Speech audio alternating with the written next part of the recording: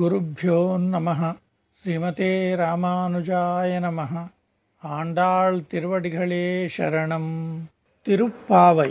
நீளாதுங்கஸ்தனகிரிதटी சுப்தமுத்போத்ய கிருஷ்ணம் பாரார்த்யம் ஸ்வம் ஸ்ருதி शतशिरसिद्धमध्यापयन्ती स्वोच्छिष्टायां स्रजनिगलितं याबलात्कृत्य भुङ्क्ते गोदा तस्यै नम इदमिदं भूय एवास्तु भूयः. அன்னவயல் புதுவை ஆண்டாள் அரங்கற்கு பன்னு திருப்பாவை பல்பதியம் இன்னிசையால் பாடிக் கொடுத்தாள் நற்பாமாலை பூமாலை சூடிக் கொடுத்தாளை சொல்லு.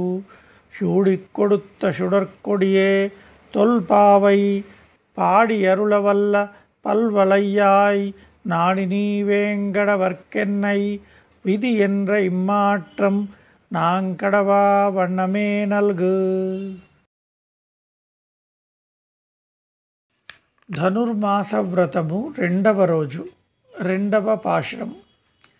வையத்து வாழ்வீர்கள் நாமும் நம்பாவைக்கு செய்யும் கிரிசைகள் கேளீரோ பகற்கடலுள் பையத்து இன்ற பரமனடி பாடி நெய்யுண்ணோம் பாலுண்ணோம் நாட்காலே நீராடி மையிட்டெழுதோம் மலரிட்டு நாம் முடியோம் செய்யாதன செய்யோம் தீக்குறளை சென்றோதோம் ஐயமும் பிச்சையும் ஆந்தனையும் கைகாட்டி ఉయ్యుమారెన్ని ఉగందు ఏలోరెంబావాయ్.